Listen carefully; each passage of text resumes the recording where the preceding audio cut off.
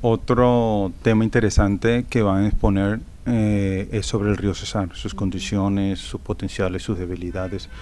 Coméntenos, ¿cómo está ese río Cesar?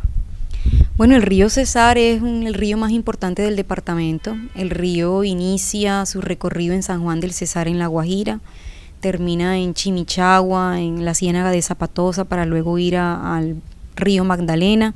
Y es un río muy importante porque en torno a él varios municipios, tanto de La Guajira como del Cesar, realizan sus actividades económicas principales: la agricultura, la ganadería, la extracción de material de arrastre y la pesca.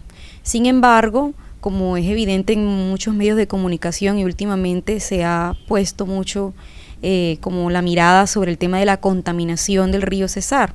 Sin embargo, ese no, si bien es el principal problema que afronta el río, las otras actividades que acabo de mencionar también tienen efectos negativos sobre la estabilidad del ecosistema del río y puede poner en peligro la producción o los peces, la cantidad de peces que hay en el río. Por ejemplo, la deforestación puede disminuir el caudal del río y esto puede hacer que esa actividad económica, que es importante para esas personas que viven en las zonas aledañas al río, pierdan definitivamente esta fuente de ingresos y fuente de alimento para todos la comunidad.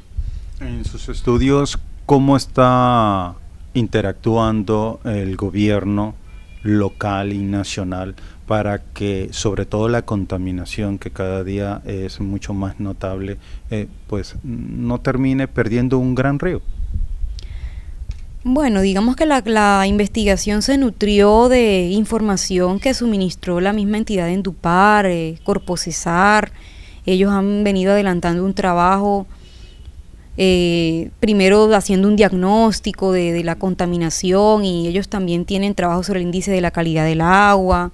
Entonces lo que el trabajo hace es retomar estos diagnósticos que ellos han hecho y ponerlos precisamente como disponibles a la comunidad académica. O sea, realmente es un trabajo que lo que intenta es acercar a la comunidad académica cómo se puede relacionar un río con la comunidad que tiene o que vive alrededor de él, también destacando temas como la pobreza que vive en esa zona. Tú puedes ver en mi trabajo que se puede destacar que la zona rural, que es la zona por donde pasa el río, tiene un nivel de pobreza que en algunos departamentos de La Guajira supera el 89%.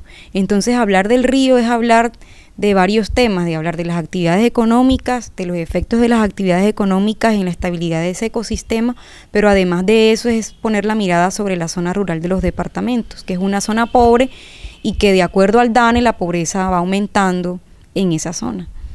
La explotación pesquera y otros rubros, ¿cómo está? ¿Sigue disminuyendo o en qué condiciones se encuentra el río Cesar en cuanto a eso? Bueno, mira que esa es una de las cosas bonitas de hacer un trabajo como este, y es que tú te das cuenta que no hay información.